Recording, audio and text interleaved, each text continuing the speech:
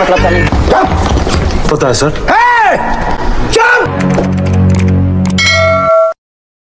Cerita diawali dengan seseorang bernama Puga Kumar, seorang insinyur luar angkasa yang mendapat penghargaan atas inovasinya.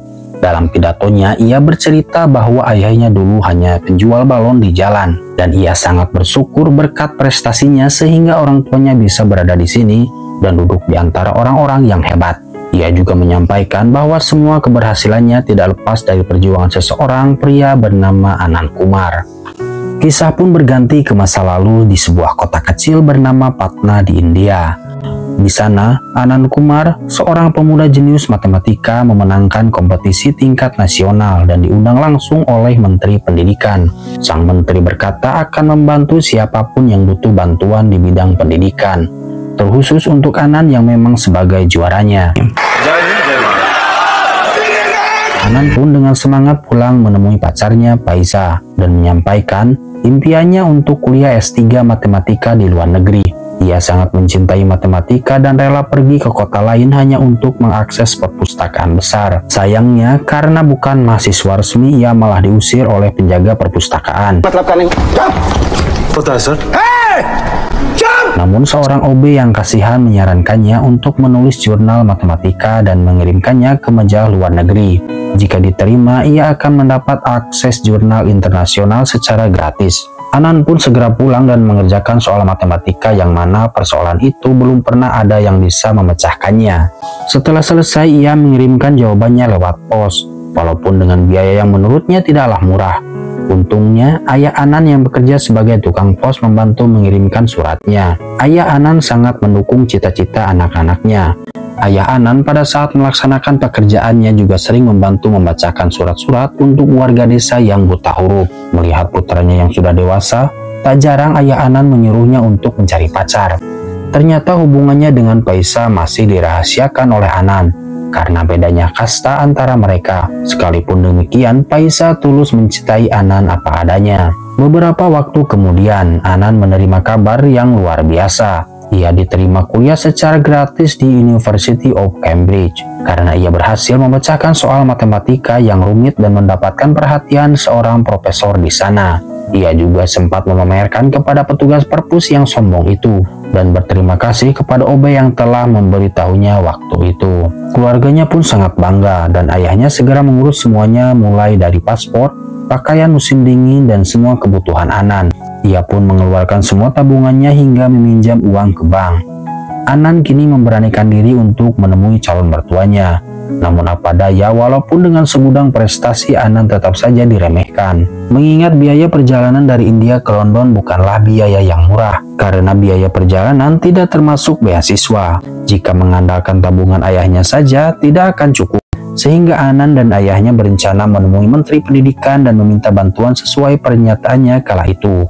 Namun saat mereka mendatangi sang Menteri Pendidikan yang dulu berjanji akan membantu Anand, namun mereka justru diusir. Ternyata janji manis sang Menteri hanya untuk pencitraan saja.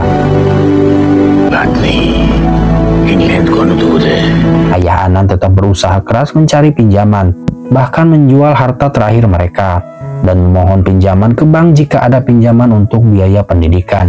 Ia ingin mewujudkan mimpi anak-anaknya karena sejak kecil ia selalu mengajarkan anak-anaknya untuk bermimpi setinggi-tingginya. Dan sekaranglah tugas seorang ayah untuk mewujudkannya. Saat makan malam, ayah Anand terjatuh sakit. Anand bersama saudaranya membawanya ke rumah sakit menggunakan sepeda ontel tuanya di tengah guyuran hujan dan jarak yang cukup jauh. Naasnya, di tengah perjalanan rantai sepeda Anand putus dan ayahnya pun tak terselamatkan.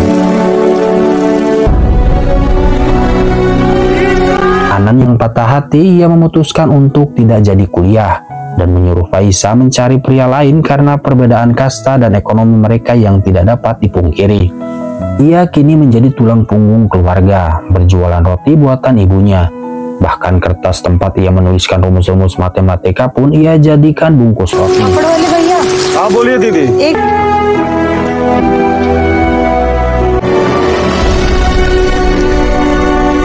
Suatu hari, saat perjualan Anand hampir tertabrak mobil. Pengemudinya bernama Lalan. Yang awalnya marah mendadak berubah ketika teringat jika seorang di depannya adalah seorang juara lomba matematika. Ia lalu mengajak Anan ke rumahnya dan mengajaknya bekerja di lembaga bimbingan belajar elit bernama Excellent. Anan yang terkenal cerdas dijadikan tutor VIP di sebuah kelas khusus untuk anak-anak super kaya. Kinerja Anan yang mampu membuat anak-anak bimbingan yang mudah memahami segala pelajaran sulit menjadi mudah, membuat orang-orang kaya mengantri untuk diajar olehnya. Ia pun sangat dibanggakan karena tempat bimbingan kini semakin ramai dan pendapatan pun meningkat pesat, sehingga Anan pun dibayar dengan tinggi. Kini hidupnya mulai nyaman, bahkan bisa menyewa seorang pembantu untuk membantu ibunya. Dengan perekonomiannya yang mulai membaik, kini hubungan dengan Faisa pun mulai membaik karena direstui oleh orang tuanya. Pada suatu malam saat ia pulang bekerja, ia melihat seorang anak sedang belajar dan mengerjakan soal matematika yang sulit. Setelah ditanya, ternyata anak itu putus sekolah demi membantu orang tuanya. Saat Anan pulang, ia menaiki beca yang mana tukang becanya adalah ayah dari anak yang tadi. Namun bukannya bangga, sang ayah malah marah-marah karena anaknya mencuri waktu untuk belajar. Ia bercerita orang miskin sepintar apapun akan selalu dihalangi untuk mencapai kesuksesannya. Karena mahalnya biaya pendidikan, di India guru-guru terbaik hanya disediakan untuk para konglomerat, dan yang miskin tetap menjadi buruh. Cerita sang ayah membuka mata Anan dan membuatnya teringat akan pesan dan keyakinan ayahnya, bahwa suatu saat orang miskin pun bisa mendapat posisi di negeri ini, dengan kemampuannya dan bukan karena hartanya. Anan seketika mulai merasa malu dengan hidup mewahnya itu. Akhirnya ia memutuskan untuk berhenti dari Excellent dan mendirikan lembaga bimbingan belajar gratis untuk anak-anak miskin. Ia menjual semua barang mewahnya demi menyewa tempat tinggal untuk para muridnya dan membelikan kebutuhan belajar mengajar sebelum mereka masuk Institut Teknologi India. Ia juga mempertaruhkan segalanya, sampai-sampai Faisa kekasihnya harus meninggalkan Anan karena orang tuanya tidak setuju jika Anan kembali dengan profesinya dahulu. Ia pun dijodohkan dengan orang lain. Setelah brosur bimbingan gratis Anan tersebar, anak-anak yang memiliki impian besar dari berbagai kota pun datang. Karena tempat terbatas, Anan harus menyeleksi dengan ketat dan memilih 30 anak yang paling berpotensi. Mereka berasal dari latar belakang ekonomi yang sangat miskin, namun memiliki impian yang besar, ingin menjadi insinyur, dokter, ilmuwan, dan lainnya. Biotech engineering करेंगे. Sementara itu, Lalan makin panik karena banyak murid Excellent menarik diri setelah tahu Anan pergi. Para orang tua menuntut uang dikembalikan karena anak-anak mereka hanya ingin diajar oleh Anan. Ia pun datang ke tempat Anan dan berpura-pura baik hati, menawarkan bantuan, bahkan memohon agar Anan kembali. Tapi Anan menolak dengan tegas. Lalan pun murka dan meremehkan Anan. Katanya, paling hanya 1-2 murid yang akan berhasil masuk perguruan tinggi. Sisanya akan tetap menjadi orang miskin. Hingga malam tiba, di rumah Anan merasa resah oleh kata-kata itu, dan segera ia mengecek keadaan murid-muridnya. Ternyata benar saja, terlihat mereka tertunduk lesu, mengingat perkataan Lalan dan takut itu akan terjadi. Anan lalu memberi mereka semangat lewat pidato penuh motivasi. Ia tanamkan kepercayaan, bahkan mereka bisa bersaing, asalkan punya tekad dan kerja keras. Akhirnya, mereka kembali bermimpi untuk mencapai cita-citanya. खोलने के लिए कुछ है तुम्हारे? अरे भूख से, थकान से, बुखार से क्या होगा? अरे मर तो उसी दिन गए थे जब एक गरीब के घर में पैदा हुए. Waktu berjalan, ujian masuk fakultas tinggal 8 bulan lagi. Anan menyuruh para muridnya memulai pelajaran dari menanamkan pola pikir dengan mempertanyakan cara kerja segala hal yang mereka lihat dan apa yang mereka pikirkan. Karena awal mula seorang ilmuwan adalah dari rasa keingintahuannya yang besar. Anan bukan hanya mengajarkan angka dan rumus saja, tapi ia menanamkan ilmunya melalui peristiwa sehari-hari yang bisa dilihat dan dirasakan. Inilah salah satu alasan kenapa anak-anak orang kaya itu sangat menginginkan Anan untuk kembali ke tempat bimbingan mereka. Sedangkan di waktu yang bersamaan, Lalan yang semakin terdesak bisnisnya bangkrut, mulai melakukan segala cara untuk tempat bimbingan milik Anan agar ditutup. mulai dari menyewa preman, memutuskan listrik asrama, sampai menyewa cewek untuk merusak nama baik Anan. Namun karena hanya pura-pura, kebohongan pun tidak terbukti. बुरा किया? बहुत बुरा किया। कैसे दिखते हैं ये आनंद कुमार? आनंद कुमार है पगली। Beberapa bulan berlalu, uang tabungan Anan semakin menipis, sedangkan ia harus membelikan buku untuk anak-anak muridnya. Tengah waktu yang semakin mepet, akhirnya murid-murid Anan mengimplementasikan ilmu yang sudah diajarkan dengan membuat proyektor dari bahan barang-barang bekas. Anan yang melihat itu pun bangga dengan kemajuan anak-anak muridnya.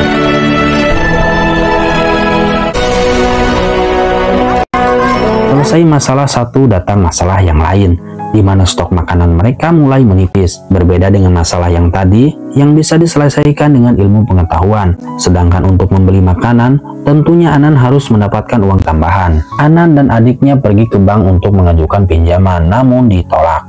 Akhirnya, ia menantang Lalan dengan cara 30 muridnya akan melawan 30 murid excellent dalam ujian percobaan. Jika murid Anan menang, Lalan harus menyediakan makanan untuk 3 bulan ke depan. Dan jika kalah, Anan siap menuntut tempatnya dan kembali bekerja di excellent. Lalu keduanya menandatangani surat perjanjian resmi di depan pengacara. Centre तो वैसे ही बंद हो रहा है, पैसे नहीं हमारे पास। Hari ujian pun tiba. Acara ujian dilaksanakan di gedung excellent yang megah dan dipenuhi anak-anak orang kaya dengan fasilitas yang lengkap. Sedangkan murid Anan yang tampak lusuh bahkan belum makan dari kemarin. Dan satu murid Anan bernama Fuga yang tidak ikut ujian malah mencuri sisa uang kas Anan dan kabur.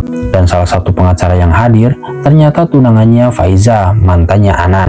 Maka lengkaplah sudah tekanan Anan hari itu. Lalu ujian pun berlangsung dan hasilnya pun dibacakan, di mana murid Anan kalah dengan selisih 3 poin. Lalu Anan diminta naik ke panggung dan mengumumkan kekalahannya. Namun salah seorang wartawan tiba-tiba meminta bukti perjanjian antara Anan dan Lalan. Saat Lalan mencari suratnya, dokumen itu pun hilang. Ternyata Faiza diam-diam mencurinya demi membantu Anan. Karena tidak ada bukti, Anan tak perlu tunduk pada hasil taruhan. Ia segera pulang dan membawa murid-muridnya pergi. Cheating है ये। 21वां दिन बच्चों के साथ चीटिंग नहीं तो और क्या? आशीर्वाद है। Anan lalu bertanya kepada mereka, apakah soalnya terlalu sulit?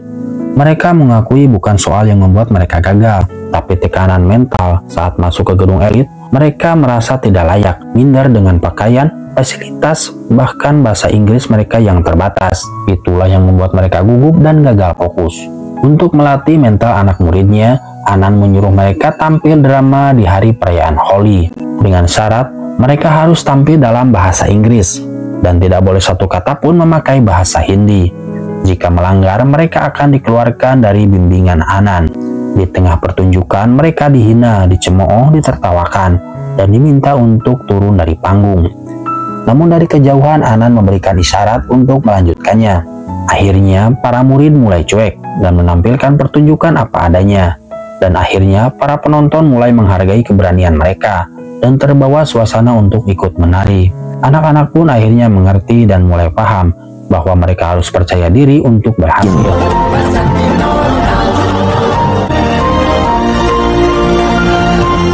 Kembali ke permasalahan makan yang belum selesai, Anan lalu mendatangi sebuah restoran dan menunjukkan hitung-hitungan bahwa restoran itu akan bangkrut dalam beberapa tahun ke depan.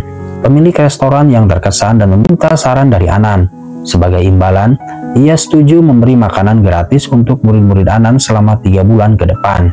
Sementara itu, Pak Menteri Pendidikan yang dulu memberikan janji manis kepada Anan ternyata adalah pemilik excellent, dan Lalan hanyalah bawahannya. Ia merasa emosi mengetahui bisnisnya semakin terancam. Belum lagi akan mendapat sorotan media jika orang-orang mulai menyadari busuknya sistem pendidikan di negeri ini, dan tempat bimbingannya hanyalah topeng belaka untuk menutupi busuknya sistem pendidikan di sana.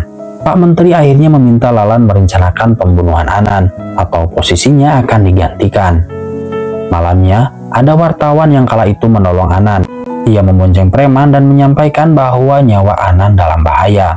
Ia kasihan kepada Anan karena merasa berhutang budi kepada ayah Anan. Ketika ia di penjara, ayah Anan suka membacakan surat untuk ibunya.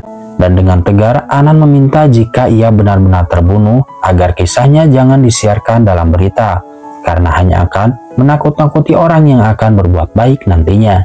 Adik Anan, Pranap, mencoba melindungi kakaknya dengan cara melaporkannya ke polisi, namun percuma. Ketika ia melewati pasar malam, ia melihat senjata yang digunakan dalam permainan. Di waktu yang bersamaan, Anan menggunakan sepeda menuju asrama para murid untuk membawakan makan malam. Dan ada dua orang yang datang berpura-pura membantunya, namun malah menembak perut Anan. Ketika akan menembak kepala Anan, pistolnya macet. Ketika ada kereta yang lewat, kedua preman itu berusaha mengikat Anan di rel lintasan kereta. Untung saja Pranap tepat waktu datang dan dengan senjata mainan berhasil membuat kedua preman tadi lari ketakutan. Lalan yang mengetahui preman suruhannya gagal, ia sangat marah dan memerintahkan para preman untuk membunuh Anan dan para murid di rumah sakit, serta beberapa pasien lain agar motif tidak terlihat seperti pembunuhan yang dikhususkan untuk membunuh Anan. Kebetulan di tempat tersebut ada Puga yang dulu kabur dari tempat pembimbingan Anan, yang sekarang bekerja sebagai satpam di sana. Mendengar hal itu, ia segera pergi ke rumah sakit untuk memberitahukannya, dan ia menangis karena melihat kondisi gurunya yang sangat memprihatinkan. Di tengah kondisi yang lemah, Anan menyuruh muridnya untuk menggunakan ilmu yang sudah dipelajari untuk melindungi nyawa mereka semua. Alhasil, ketika preman datang, anak-anak itu ternyata sudah siap dengan berbagai perangkap bermodalkan ilmu sains sederhana. Mereka berhasil menjebak para preman saat memasuki gedung, dan terakhir, mereka berhasil mengusir para komplotan yang datang menggunakan bom molotov buatan mereka sendiri. Ternyata sejak awal Anan dirawat di sebuah mobil di luar rumah sakit demi keselamatannya. Di malam itu juga, anak-anak ini menginap di depan gedung yang akan dijadikan tempat ujian masuk Institut Teknologi India. Dengan posisi kurang tidur dan kelelahan, mereka semua mengikuti ujian yang akan menentukan nasib mereka. Waktu berlalu dan hari pengumuman pun tiba. Anan berusaha menenangkan muridnya untuk hasil apapun yang akan terjadi. Ketika daftar hasil diumumkan, Anan menunggu di luar. Pranap yang keluar dengan bahagia menyampaikan bahwa semua anak-anak didik Anan lulus masuk Institut Teknologi India dengan jumlah 30 orang lengkap.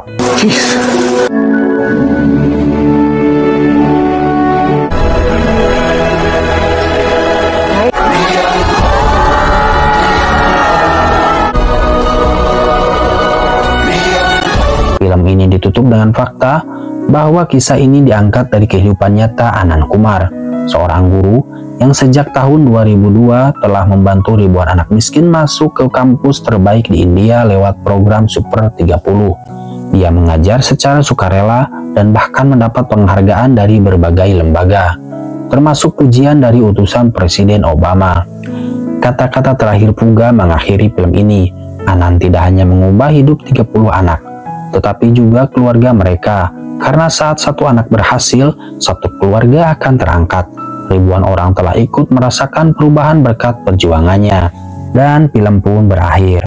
Pesan moral dari film ini bahwa pendidikan adalah hak setiap anak, bukan hanya milik orang kaya. Dengan ketulusan, keberanian, dan semangat pantang menyerah, seorang guru seperti Anan Kumar mampu mengubah nasib puluhan anak miskin menjadi generasi masa depan yang cemerlang.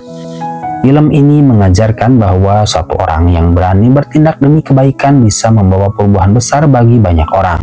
Baiklah sob, sekian dulu cerita film kali ini. Terima kasih bagi yang sudah menonton sampai akhir. Dan jangan lupa subscribe, like, dan komennya. Terima kasih dan sampai jumpa di video alur cerita film berikutnya.